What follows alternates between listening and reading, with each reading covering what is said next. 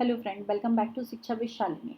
Friends, हम लोगों ने अब तक ये जो हमारे छोटे छोटे वीडियोस बना रही हूँ मिनी सीरीज, उसमें हमने स्ट्रक्चर ऑफ द सेल देख लिया है, यानी सेल का स्ट्रक्चर क्या होता है।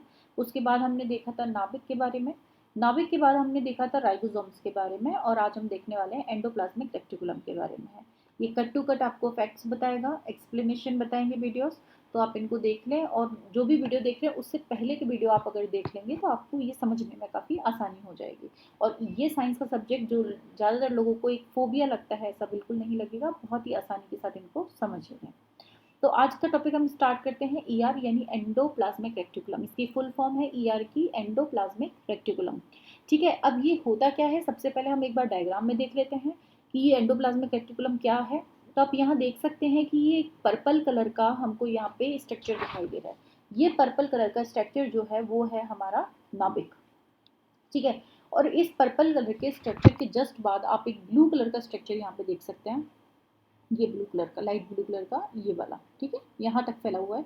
ये जो स्ट्रक्चर है वही है हमारा एंडोप्लाज्मिक रेक्टिकुलम। ठीक है, तो आपको फिगर में दिख गया है ये क्या है। नाभिक के तुरंत बाहर एक इस तरह से मतलब स्ट्रक्चर दिखाई दे रहा है, जैसे किलेबंदी टाइप की गई हो, उसे कहा जाता है एंडोप्लाज्मिक रेक्टिकुलम। इसे कोशिका का कंकाल तंत्र कहा जाता है। क्यों? क्योंकि कंकाल तंत्र इसलिए कहते हैं क्योंकि ये जैसे डिजाइन का होगा ना, वैसी हमारी कोशिका का आकार होगा। जैसे हमारी बॉडी कैसी दिखती है ये कौन डिसाइड करता है? हमारे के अंदर की हड्डियां, है ना। तो इसी तरह से इनकी एक तरीके से ये हड्डियां हैं, ये स्ट्रक्चर मतलब इसका कोशिका को आकार देती हैं, इसलिए इसको कोशिका का कंकाल तंत्र कहा जाता है। अब ये जो होती है ना, ये एंडोप्लाज्मिक रेक्टिकुलम बेसिकली दो तरह की होती है। एक तो होती है एसईआर और दूसरी होती है आरईआर। ठीक है, ये क्या होती है देखो समझते हैं। ये जो एसईआर है ना, एसईआर का मतलब होता है स्मूथ। स्मूथ का मतलब होता है चिकनी। चिकनी ईआर है। चिकनी ईआर मतलब आप यहाँ फिगर में देखेंगे ना, तो ये बाहर की तरफ जो आपको दिखाई दे रहा है ना, ये वाला सेक्शन देखो एकदम चिकना है।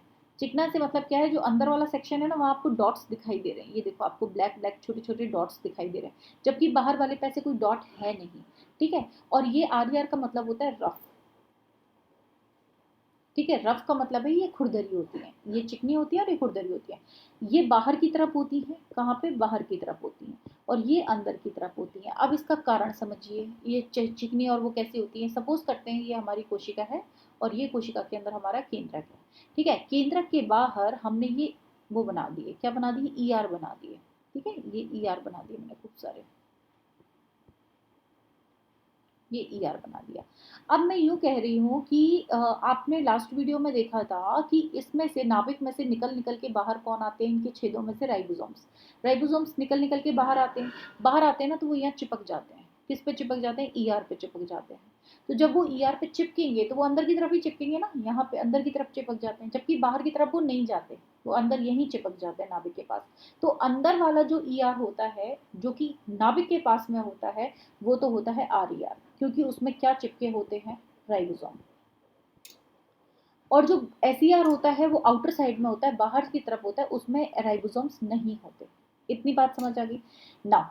यहाँ पे राइबोसोम चिपके होते हैं और यहाँ पे राइबोसोम्स नहीं होते हैं। तो मुझे एक बात बताइए, लास्ट वीडियो हमने पढ़ा था राइबोसोम्स किसका निर्माण करते हैं?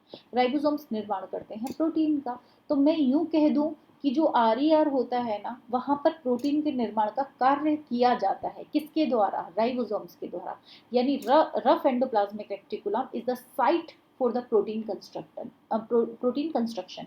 तो प्रोटीन का निर्माण आरईआर पर होता है, पर यह निर्माण किया जाता है राइबोसोम्स के द्वारा।